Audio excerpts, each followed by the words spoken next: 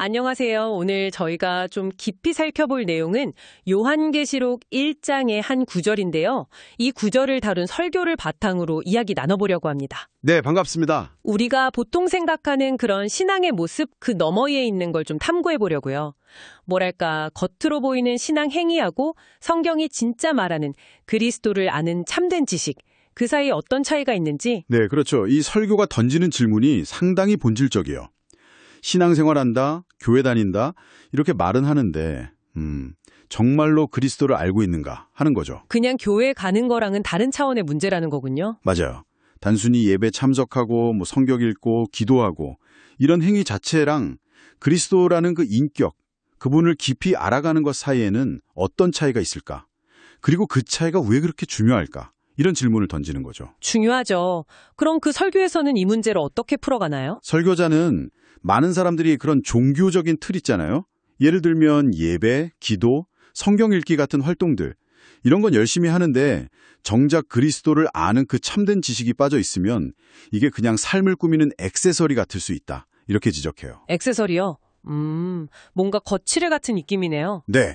그리고 이런 내면의 공허함은 다른 걸로 채우려고 하게 된다는 거죠. 설교에서는 이걸 우상숭배의 본질로 봐요.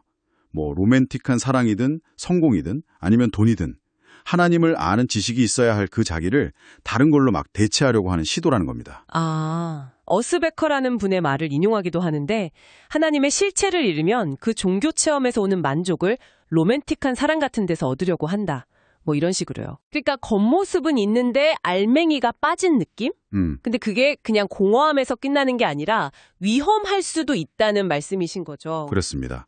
요한복음 17전 3절을 보면 영생이 뭐냐? 유일하신 참 하나님과 그가 보내신 자 예수 그리스도를 아는 것이라고 딱 정의하거든요. 아는 것. 그 자체가 영생이다. 네, 아는 것이 핵심인 거예요. 이 지식 없이 행위만 남으면 그게 마치 길을 모르고 운전하는 것처럼 영혼이 좀 잘못된 방향으로 갈 수 있다는 거죠. 자기만족이나 좀 위험한 확신에 빠질 수도 있고요. 알겠습니다. 그 위험성을 알고 나니까 이제 요한계시록 1장의 환상이 더 중요하게 느껴지네요.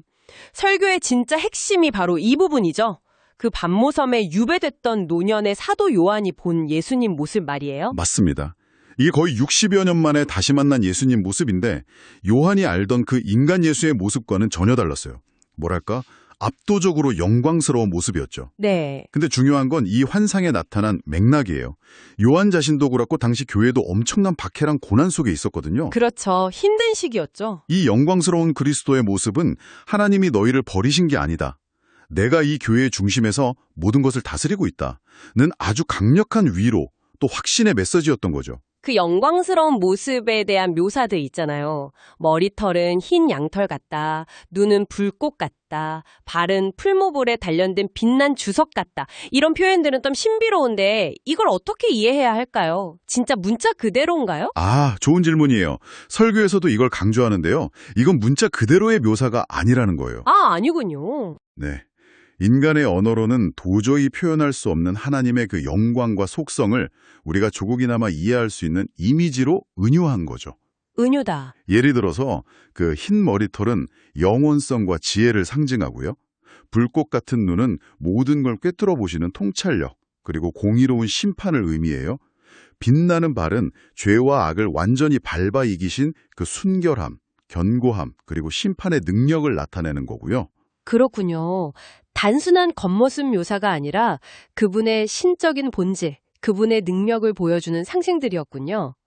다른 상징들도 중요한 의미가 있겠죠? 네, 그럼요. 몇 가지만 더 보면 인자 같은 이라는 표현 나오잖아요. 네. 이게 다니엘서 7장을 배경으로 하는데 예수님이 그냥 위대한 인간 정도가 아니라 영광스러운 신적인 메시아다, 이걸 드러내는 표현이고요. 또 7 금 촛대 사이를 거니시는 모습은 교회를 상징하는 그 촛대 사이를 거니시면서 교회를 절대 떠나지 않고 항상 돌보신다는 의미예요. 교회를 돌보신다. 네, 그러니까 여러분이 어떤 상황에 있든 교회의 주인이신 그리스도께서 함께 하신다는 위로죠. 그리고 발에 끌리는 옷하고 가슴에 금띠는 대제사장 상징이라고 들었어요.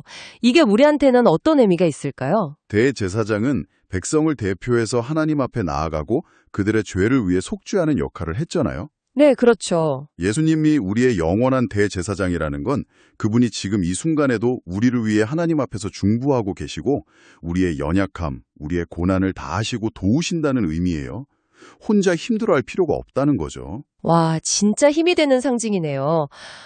마지막으로 오른손에 7별하고 입에 날선 검은 뭘 의미하나요? 7별은 보통 교회의 지도자들 혹은 교회를 섬기는 사역자들을 상징한다고 봐요. 그리스도께서 그들을 오른손에 꽉 붙들고 계시다는 거죠. 아, 붙들고 계신다. 네. 그러니까 교회의 힘은 그 리더 개인에게 있는 게 아니라 그를 붙드시는 그리스도께 있다는 의미고요. 입에 날선 검은 그분의 말씀을 상징해요.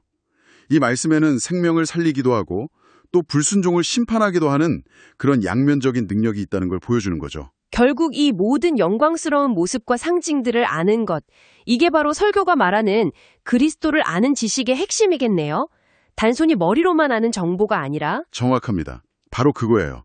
이 지식은 우리 삶의 그 공허함을 채워주고 세상이 주는 거짓된 만족들 있잖아요. 돈, 성공, 인정 같은 거. 네, 많죠. 그런데 흔들리지 않게 하는 힘, 즉 진짜 만족과 위로의 근원이 된다는 거죠. 이게 바로 죽은 이론이 아니라 살아있는 관계 속에서 누리는 영생 그 자체고 지금 여기서 경험하는 참된 생명력이다. 이렇게 설교는 강조합니다. 그 사도 요한이 고통의 섬, 그 반모섬에서 이 영광의 그리스도를 만났을 때 그곳이 더 이상 절망의 장소가 아니었던 것처럼 이 지식이 우리의 현실을 바꿀 수 있다는 거군요. 바로 그 점입니다. 그리스도를 아는 이 참된 지식은 우리가 처한 상황이 어떻든 간에 그 자리를 의미 있는 곳으로 변화시키는 힘이 있다는 거죠. 그렇다면 오늘 이 이야기가 우리 청취자분들께 던지는 마지막 질문은 이게 아닐까 싶습니다. 여러분에게 그리스도를 더 알아간다는 것은 지금 어떤 의미인가요? 혹시 나도 모르게 신앙이 삶의 장식품처럼 여겨지고 있지는 않은지 한번 돌아보시면 좋겠어요. 그 지식을 삶의 진짜 중심에 두기 위해서 오늘 내가 무엇을 할 수 있을지 한번 깊이 생각해보는 시간이